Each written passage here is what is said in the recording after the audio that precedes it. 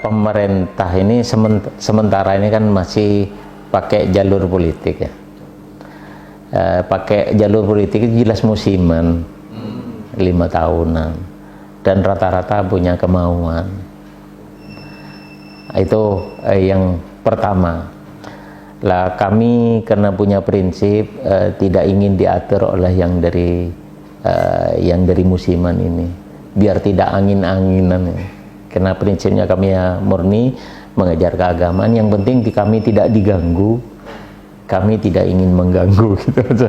Itu di prinsip kami. Yang kemudian yang kedua, kiai memang masih sangat selektif terhadap dana yang masuk ke pesantren, khususnya yang mau pakai santri. Jadi harus halal murni gitu, yang dari kiai. Halal murni ini maksudnya bukan berarti yang dari pemerintah itu haram, tapi kan masih pajaknya masih banyak pajak yang dari usaha yang tidak halal, itu dicampur semua ya. Nah, kalau dicampur semua maka barang ini kan jadi subhat kan gitu. Ini kalau umpama diberikan kepada santri, ini khawatir mempengaruhi sama pendidikannya, karena pendidikannya kalau keagamaan itu kan pendidikan pendidikan hati. Nah, Ma'ruf Al-Qurhi itu kan terkenal dengan wali, pernah merasa 40 tahun merasa kurang nyaman ibadahnya, 40 tahun merasa kurang nyaman ibadahnya, akhirnya sama ibunya, "Bu, kenapa saya itu sampai umur sekian ini ibadah tidak merasa lezat? Barangkali ada makanan yang kurang halal masuk kepada kami." Kemudian ibunya berpikir, merenung. Dulu pernah pada waktu hamil saya menjadi bioto, kalau Jawanya bioto, membantu tetangganya sedang hajatan, memasak jenang saharit, jenang dari tepung dan daging itu. Saya ingin mengetahui sudah cocok apa enggak manisnya dan sedapnya. Akhirnya dijilat pakai tangan, dijilat.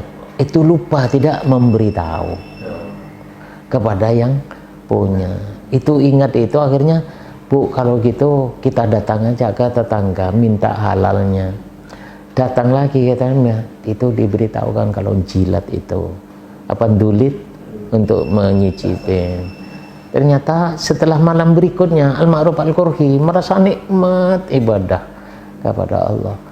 Itu berarti ada barang yang kalau secara fikih kan halal tadi itu, karena jelas menghalali yang namanya, karena dibantu kemudian hanya ingin tahu rasanya, jelas halal kan, secara hukum fikih dia halal. Tapi tidak ada hujah di depan Tuhan bahwa itu halal. Ini ternyata mempengaruhi sama rasanya ibadah. Banyak cerita-cerita begitu lah. Untuk itu kiai sangat berhati-hati. Jadi bukan umpama ada yang makan haram, bukan dari kiai, bukan dari kebijakan kiai, mungkin dari orang tuanya gitu. Ya mungkin juga ada juga kan usahanya orang tuanya kan, tapi yang jelas bukan dari kebijakan kiai. Maaf, ini seluruh ya dalam kalau ada bos, ada blogger, ada itu sama sekali atau bantuan lain? Kalau yang bos kalau yang bos nas karena minta periode hasilnya harus disamakan, laporannya harus disamakan, kami tolak karena harus mengubah periodisasi itu. Kalau yang bos kami terserah orang tuanya mau nerima apa enggak. Kalau mau nerima monggo. Jadi macam-macam jadinya ya. Dan ada yang nolak, ada yang nerima? Ada yang tidak mau, ada yang mau orang tuanya. Kalau bantuan dari bentuk bangunan atau material-material lain? Oh enggak, kalau karena langsung bersentuhan dengan pendidikan kalau yang bangunan itu. Bangunan apalagi yang pemukiman, tempat madrasah, mushola itu oleh kiai dilarang. Jadi umpama dulu katanya tahun 74 itu ada bantuan 40 juta dari Pak Subhan. Pak Subhan itu orang dekatnya Pak Harto. Itu oleh kiai suruh bikin selokan saluran air pembuangan limbah itu. Jadi tidak ada kaitan dengan santri? Iya, tidak kaitan dengan santri. Jadi pernah terima bantuan pemerintah tapi Bukan pemerintah itu, hanya pribadinya Pak Subhan itu. Hanya Pak Subhan itu orang dekat penguasa. Jadi ketua PBNU? Iya, tidak nerima bantuan pemerintah itu bukan berarti memusuhin pemerintah. Kami ingin jadi anak yang dewasa, tidak minta-minta sama orang tua. Ya? Tidak ngeribu. Karena gini, dengan biaya sendiri bisa, kenapa masih mau meminta-minta gitu. Kalau pemerintahnya memberi, kita pertimbangkan ada maunya apa enggak. Kemudian kita sarankan gitu. Kita sarankan karena misalnya di desa masih butuh, apakah tidak disalurkan ke desa aja. Oke, itu kita melawan pemerintah itu dilarang. Jadi buat kita kalau jadi kalau ada pemerintah salah, kita berkewajiban untuk menasehatin, tapi dengan cara yang tidak terang-terangan, harus dengan sembunyi-sembunyi. Itu kita dilarang secara hukum. Secara tasawuf kita tidak boleh ambisi jabatan. Jadi mendekat pemerintah, ingin diangkat ini, diangkat itu, kita secara tasawuf kita mengharapkan jabatan itu memang kita hindari.